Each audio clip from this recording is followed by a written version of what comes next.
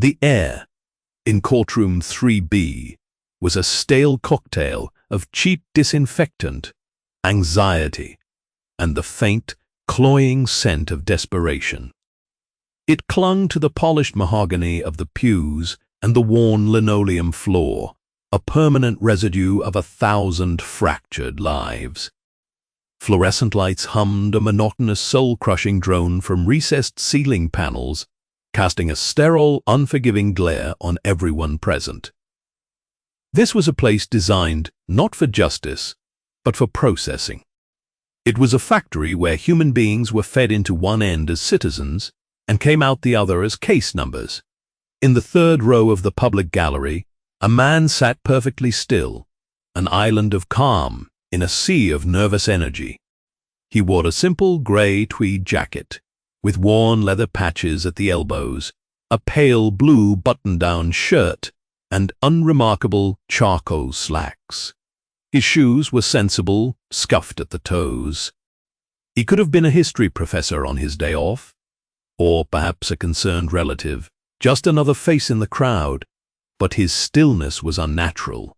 While others fidgeted, tapped their feet, or whispered anxiously, he remained motionless, his posture immaculate. His eyes, a deep and thoughtful brown, missed nothing. They swept the room with an unnerving economy of movement, cataloguing the weary public defender, the bored-looking prosecutor, and the two uniformed officers sitting with smug confidence at the prosecution's table.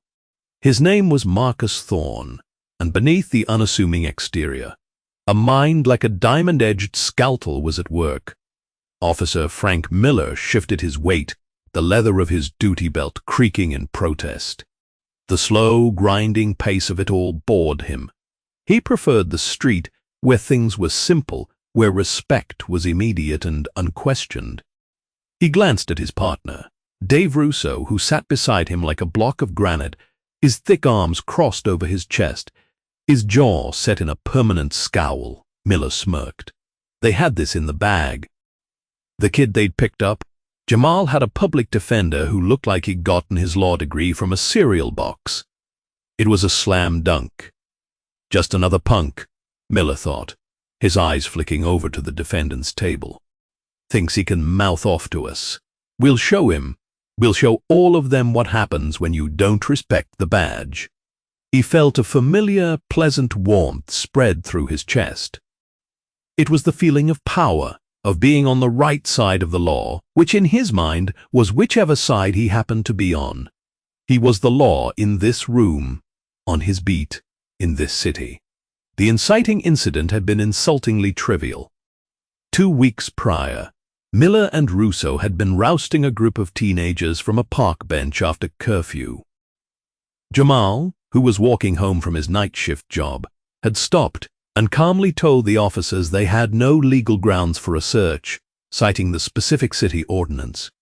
Miller, enraged by the audacity of this young black man quoting the law to him, had manufactured a reason, a shove, a claim of resisting arrest, and Jamal's life was suddenly entangled in the gears of the system. It was a lie, clean and simple, but it was their word against his, and they had badges. The Honorable Judge Peters, a man whose weary expression suggested he'd seen it all and was profoundly unimpressed, finally called. The proceedings were a blur of procedural jargon. The public defender, overwhelmed and outmatched, put up a token resistance. But the prosecutor's case, built entirely on the sworn testimony of 2 police officers, began to crumble under even the slightest scrutiny. There were inconsistencies in their reports. Their timelines didn't match. There was no body cam footage, because as Miller claimed with a straight face, his camera had unfortunately malfunctioned at the critical moment. Finally, Judge Peters sighed, rubbing his temples. The prosecution has failed to meet its burden of proof. Case dismissed. The gavel cracked, like a gunshot in the tense silence. Jamal's shoulders slumped. In relief at the prosecution table, Miller's face tightened into a mask of fury. The warmth of power was gone, replaced by the icy sting of public refutation. He felt humiliated. He, a decorated officer, had been implicitly called a liar by some tired old judge because of some street punk. Marcus Thorne watched the officer's reaction from the gallery. He saw the flash of rage in Miller's eyes, the tightening of Russo's jaw. He had been advising Jamal's family pro bono, quietly guiding the public defender on which threads to pull. This dismissal was a small victory, but he knew men like Miller and Russo, a wounded ego, was a dangerous thing. He stood, melting into the small crowd filing out of the courtroom, his calm demeanor a perfect camouflage. Outside, the courthouse steps baked in the afternoon sun. Jamal was being embraced by his uncle, a gentle gray-haired man named George Henderson, who had sat vigil in the courtroom every day. Mr. Henderson was a retired librarian, a man of quiet dignity and soft words. As Marcus descended the steps, he saw them, Miller and Russo. They had cut off Jamal and his uncle at the bottom of the stairs. "Think you're pretty smart, don't you, boy?" Miller sneered, his voice a low growl. He was inches from Jamal's face. "The case is over, officer," Mr. Henderson said, his voice trembling slightly but firm. "Please, just let us go home." Miller turned his venomous glare on the older man. "You stay out of this, old man. This is police business." "This is harassment," Mr. Henderson replied, his courage surprising even himself. That was the spark. Miller saw not a citizen asserting his rights, but an intolerable act of defiance. He laughed, a short, ugly bark. He shoved Mr. Henderson hard in the chest. The older man stumbled backward, his arms windmilling as he fought for balance. Russo, silent until now. He grabbed Mr. Henderson by the arm, twisted it behind his back, and slammed him face first into the stone balustrade. A woman gasped. Someone cried out, but no one moved.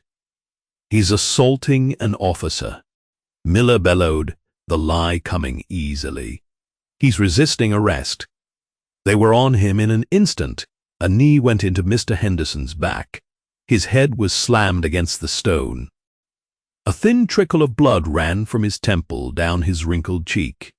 It happened so fast, a whirlwind of calculated violence executed with practiced ease. They cuffed the dazed, bleeding man and hauled him to his feet, shoving him toward their patrol car. Through it all, Marcus Thorne stood on the top step, partially concealed by a large column. His face was a mask of placid observation, but his right hand was in his jacket pocket, his thumb firmly pressed on the side of his phone, which was recording high-fidelity audio of the entire exchange. He captured every sneering word, every racial slur Miller muttered under his breath, the sickening thud of a head hitting stone, and Mr. Henderson's pained grunt. His heart rate did not elevate. The cold, hard knot in his stomach was not fear. It was resolve, solidifying into something as hard and as sharp as a diamond. He was no longer an advisor. He was a witness. And soon he would be an instrument of reckoning. Miller and Russo escalated their abuse with the casual confidence of men who had never faced consequences. They booked Mr. Henderson for assaulting a police officer, resisting arrest, and public disturbance. Their official report was a masterpiece of fiction, painting the 65-year-old retired librarian as a raging, violent aggressor who had launched an unprovoked attack on two armed officers in broad daylight on the courthouse steps. It was absurd, but it was their official word, and in the ecosystem of the precinct, that was all that mattered. They swaggered back into the station, laughing about the look on the old man's face. He had reasserted his authority. He had taken the humiliation of the courtroom and flipped it, turning a defeat into a demonstration of his power. He was putting the fear back where it belonged.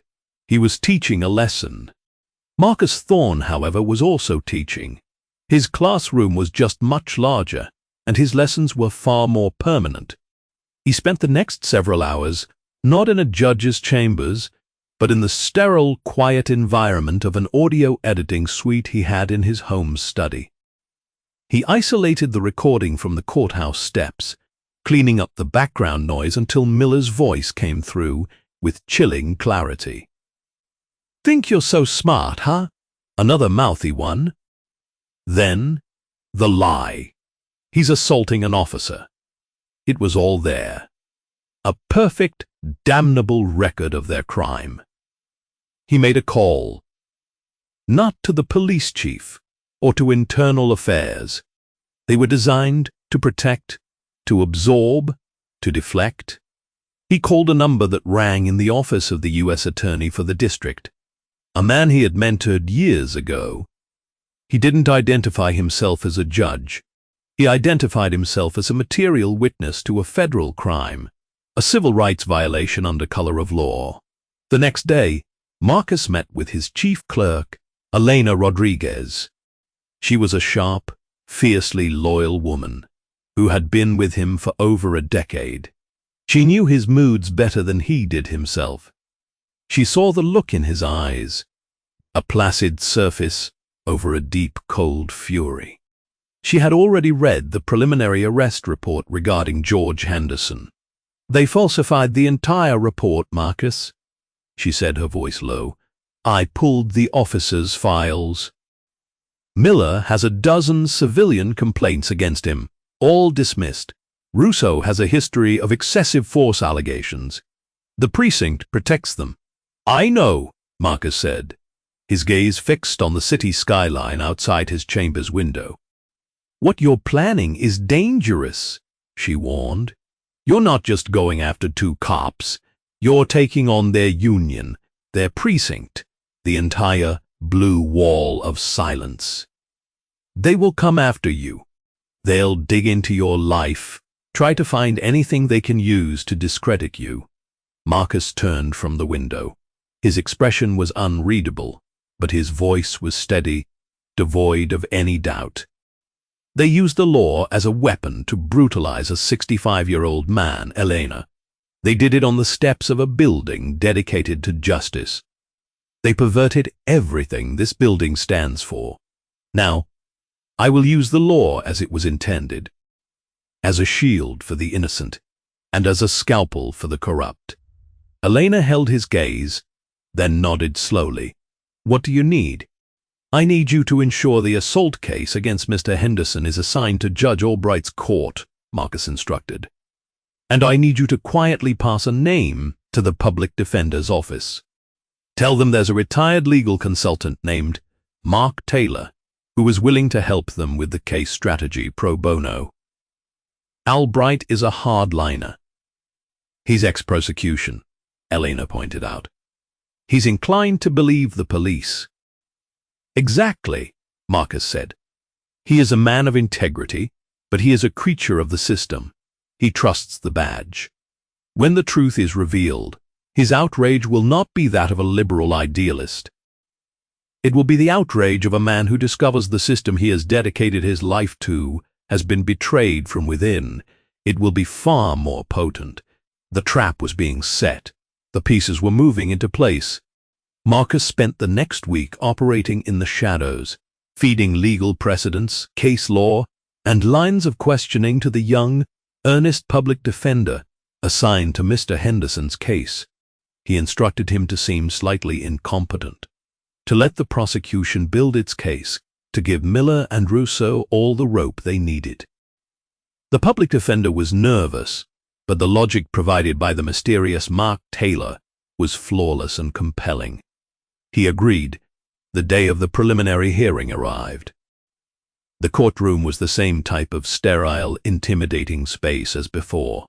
Miller and Russo sat at the prosecution table, their confidence radiating off them in waves. They saw the same fumbling public defender and the terrified old man at the defendant's table. This was going to be even easier than they thought. In the gallery, Marcus Thorne sat in the same spot as before, wearing another unassuming outfit.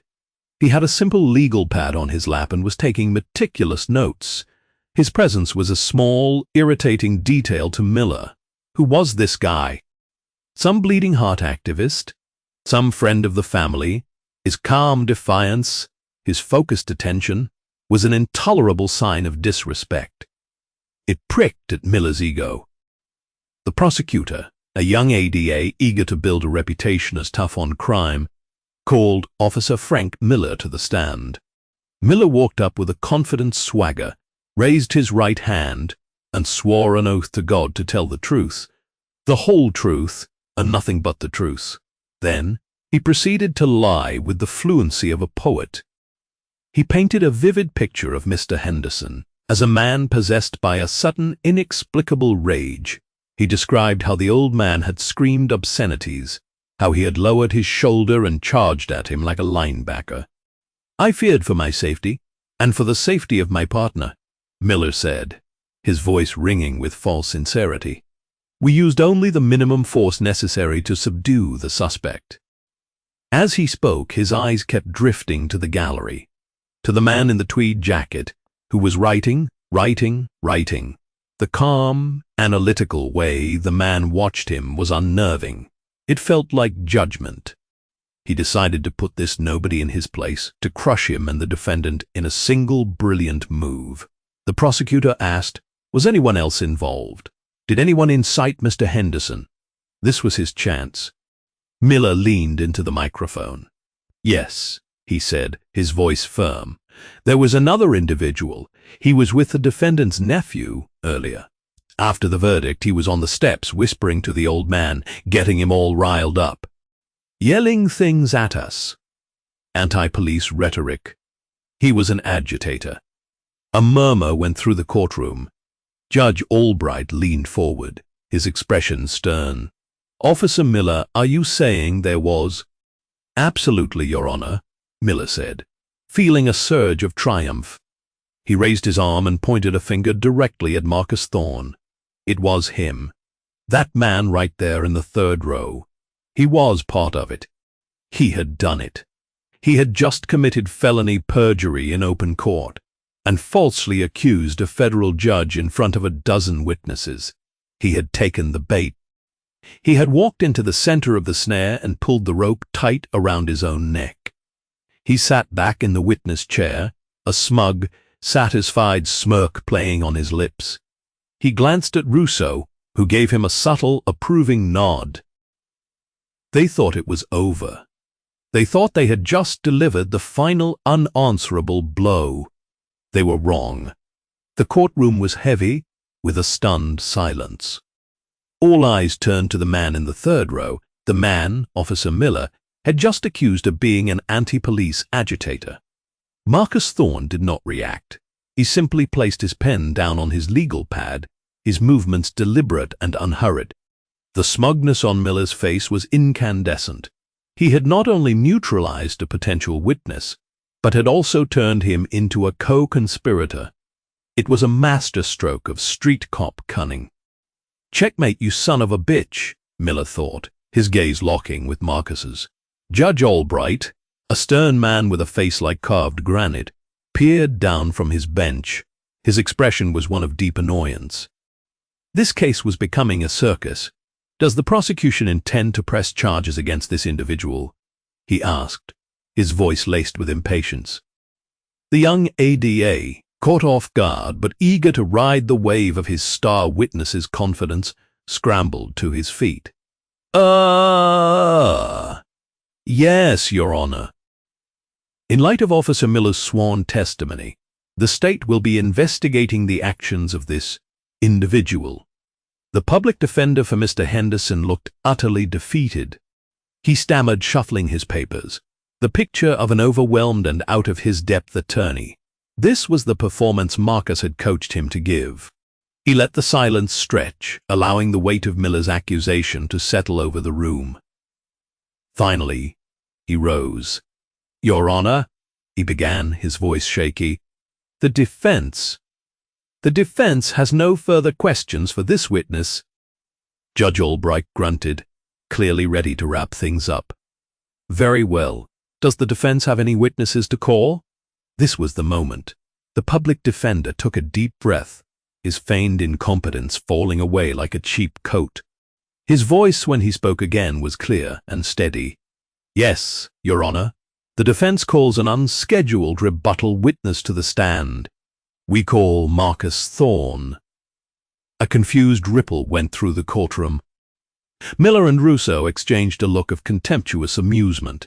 They were going to put the agitator on the stand. This was a gift. They would tear him apart. Miller's smirk widened. This was getting better and better. "The man you just pointed out?" Judge Albright asked, raising an eyebrow. "Bailiff, escort Mr. Thorne to the stand." As Marcus stood, the entire atmosphere in the room began to shift. It was not a sudden change, but a slow, inexorable turning of a great tide. He didn't walk with the hesitant shuffle of a nervous civilian. He moved with a quiet, unshakable purpose. The ill-fitting tweed jacket suddenly seemed less like a sign of meekness and more like a deliberate disguise. The power dynamic in the room was inverting, and the change was so profound it was almost a physical force. Miller's smirk began to falter. Something was wrong. The man approaching the witness stand did not look afraid.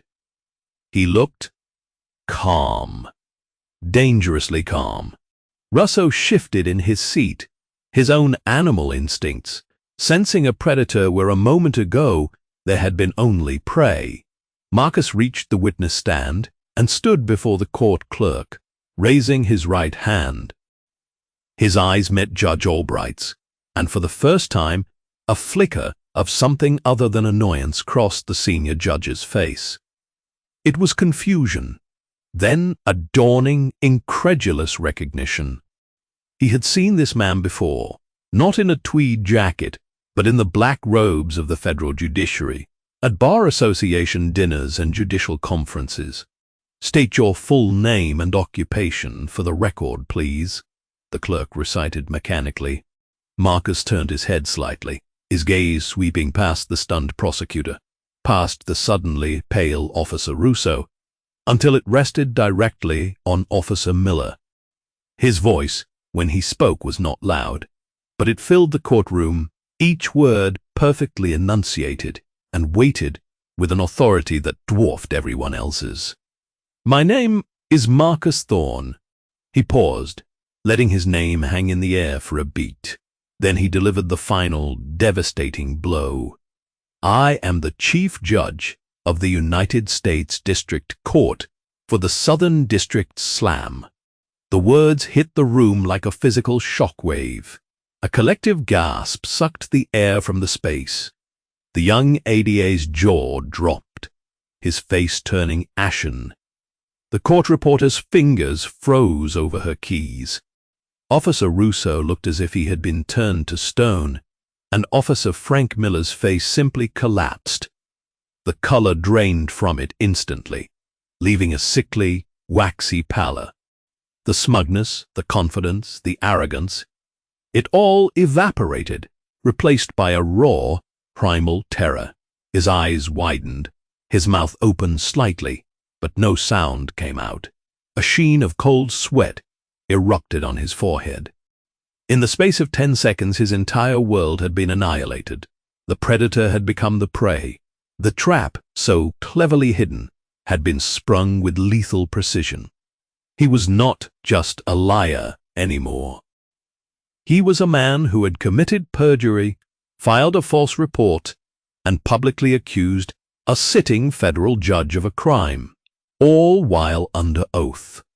He was, in every legal and professional sense of the word, the silence in Judge Albright's courtroom was absolute, a vacuum where sound and sense had ceased to exist. It was broken only by the quiet, controlled voice of Marcus Thorne. He looked not at the defense attorney who had called him, but directly at Judge Albright, a silent acknowledgement passing between the two men of the bench. It was a look that said, "The system is now in your hands." Judge Albright's face was a thundercloud of fury. The initial shock had been replaced by a righteous, incandescent rage. He was a man who revered the law, who saw the courtroom as a sacred space. That space had just been desecrated by the very men sworn to uphold its principles. His voice, when it came, was a low, dangerous rumble that promised retribution. "Mr. Thorne," he said, the formal title now carrying an immense weight, "please tell the court what you witnessed on the afternoon of October 12th. With the calm precision of a surgeon, Marcus began to speak. He did not editorialize. He did not embellish. He simply presented the facts, his memory, photographic. He recounted the dismissal of the case against Jamal. He described the confrontation on the courthouse steps. He repeated verbatim the sneering, contemptuous words Officer Miller had spoken to Jamal and his uncle. And then, Marcus continued, his voice dropping slightly, Officer Miller shoved Mr. Henderson, a 65-year-old man, with enough force to cause him to lose his balance. At which point Officer Russo grabbed Mr. Henderson, twisted his arm behind his back, and slammed his head into the stone balustrade. Miller, still in the witness box, began to tremble. "That's a lie," he croaked, his voice cracking. "He's lying." "Silence!" Judge Albright roared, his gavel cracking down with the force of a thunderclap. "You will be silent, or I will have you gagged." Officer Marcus remained unfazed. Immediately after the assault, he went on, Officer Miller shouted, and I quote, "He's assaulting an officer. He's resisting arrest." This was a fabrication, Your Honor.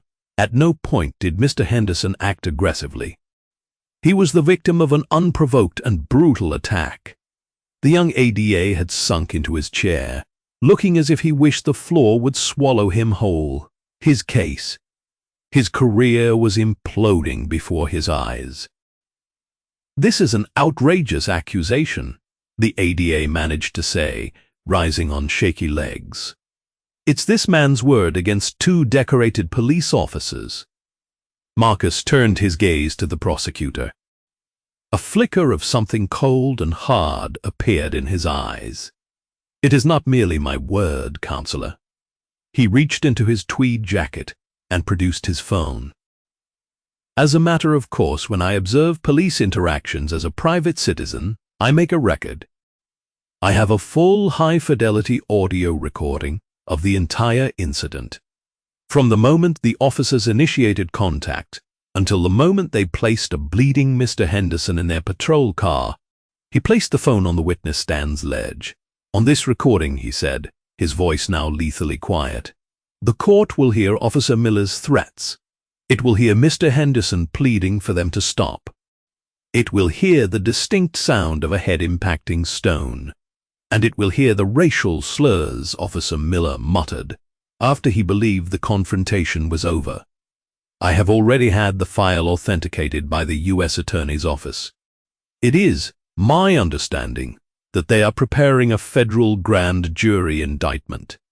As we speak, the takedown was no longer just a legal proceeding, it was a public execution."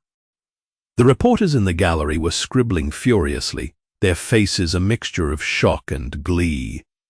This was the story of a lifetime. Judge Albright's face was grim.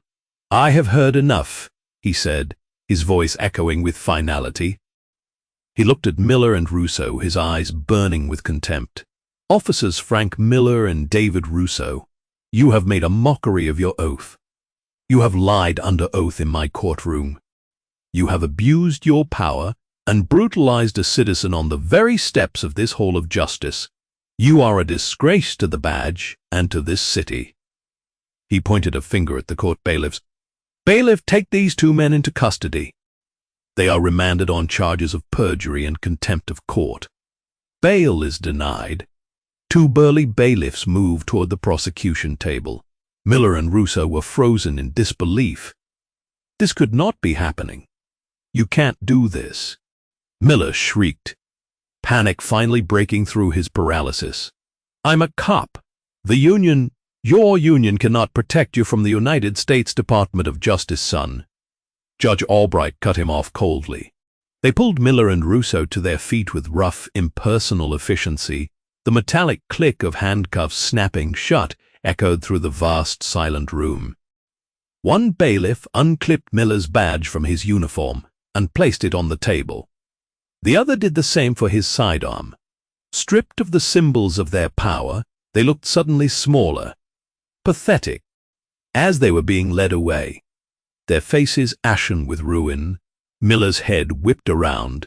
His hate-filled eyes found Marcus, who was still seated calmly on the witness stand. "You," Miller hissed, his voice a venomous whisper. "You did this! You son of a bitch!" Marcus met his gaze. He did not raise his voice. He did not need to. His words were quiet, precise, and utterly devastating, carrying across the stunned courtroom to the ears of the man he had just destroyed. "The law is a shield for the people, officer," Marcus said softly. "It is not a club for you to wield. You simply forgot which side of that shield you were supposed to be on." The fallout was a firestorm. The complete and utter ruin of Frank Miller and David Russo was swift and merciless. The audio recording, played in open court during their federal trial, was irrefutable. It was a crystal-clear narrative of arrogance, abuse, and corruption. The jury took less than an hour to convict them on all counts: perjury, falsifying a government report, conspiracy, and, most damningly, deprivation of rights under color of law. The sentencing was brutal. The judge, citing their egregious betrayal of public trust and the calculated malice of their actions, handed them the maximum possible sentence. Miller received 15 years in federal prison. Russo, who had been the muscle but not the mouth, received 12. They lost everything. Their careers were vaporized. Their pensions, which they had been counting on for a comfortable retirement, were forfeited. The police union, faced with undeniable audio evidence and the testimony of a chief federal judge, publicly disavowed them in a desperate act of damage control. They were cast out, branded as rogue cops. The personal consequences were just as severe. Miller's wife filed for divorce within a month of his conviction, wanting nothing to do with the public disgrace he had become. He was forced to sell their suburban home to cover the first wave of legal fees. Friends from the force, men he had shared beers and war stories with for 2 decades, stopped taking his calls. Russo, quieter and with fewer resources, was bankrupted by his defense costs and became a ghost, his name a byword for shame in his old neighborhood. The media frenzy was relentless. Headlines screamed from the front pages of every newspaper in the state. UGGSC Gratabayang Exposies, BRUTALCOPS, and LIARSINBLUE. HOWTWOFFICRSFRAMBANINRI. The sound of Mr. Henderson's head hitting the stone balustrade becoming a sickeningly familiar punctuation mark in the evening news. The story went national, a perfect, horrifying parable of power abused and justice served. The shockwaves ripped through the city's police department, spurred by Judge Thorne's unwavering testimony and the public outcry. The Department of Justice launched a full-scale pattern or practice investigation into the precinct. What they uncovered was a cesspool of corruption, a deeply ingrained culture of impunity, and a long history of civil rights abuses that had been systematically covered up. The police chief was forced to resign in disgrace. A dozen other officers implicated in similar incidents were suspended or fired. The city was compelled to enter into a federal consent decree forcing systemic top-to-bottom reforms, including mandatory body cameras for all officers, a civilian oversight board with real subpoena power, and a complete overhaul of use-of-force training. The actions of 2 arrogant cops had inadvertently cleansed a corrupt system not through reform, but through amputation. Weeks later, Marcus Thorne stood in his chambers. The afternoon sun streamed through the floor to siling windows, illuminating the dust motes dancing in the air. His large office, with its panoramic view of the city, was not a symbol of power to him. The city he looked out upon was his charge, its people his ultimate concern. He was not celebrating. The victory felt hollow, unnecessary but tragic procedure. He had taken no joy in the destruction of two men's lives, only a grim satisfaction in the restoration of a principle. His phone buzzed. It was Elena. "The first set of DOJ recommendations just came through," she said, her voice bright with a triumph she knew he wouldn't allow himself to feel. "They're using your testimony as the framework for the new oversight protocols." "You did it, Marcus. You really did it." Marcus looked out at the sprawling metropolis below, at the endless river of cars and the tiny figures of people going about their lives, trusting in the fragile shield of the law to protect them. "A robe doesn't make you a king, Elena," he said softly, his voice a near whisper. "It makes you a servant." They just forgot who they were supposed to be serving. There was a moment of silence on the line as she absorbed his words. "Get some rest, Marcus," she said finally. "You've earned it." He ended the call and placed the phone on his desk. His gaze fell upon a stack of legal briefs for an upcoming appellate case, a dense forest of paper and precedent. The fight that had culminated on the courthouse steps was over. But the war for justice was endless. It was fought not just in dramatic courtroom showdowns, but here, in the quiet, meticulous, and unending labor of the law. He picked up the top brief, his focus already shifting to the next battle, the next injustice waiting to be righted. The work continued. It always did. What an incredible story of karma and justice. Judge Marcus Thorne proved that true authority doesn't come from a badge or a weapon, but from integrity and an unwavering commitment to the truth. Officers Miller and Russo thought they were untouchable, that their power placed them above the very laws they were sworn to enforce. But karma, in the form of a quiet, observant man in a tweed jacket, came for them in the most public and humiliating way possible. They built their own prison, lie by lie, and Judge Thorne simply opened the door. If you loved watching this arrogant bully get exactly what he deserved, please smash that like button right now. Your support really helps the channel grow and allows us to bring you more stories like this one.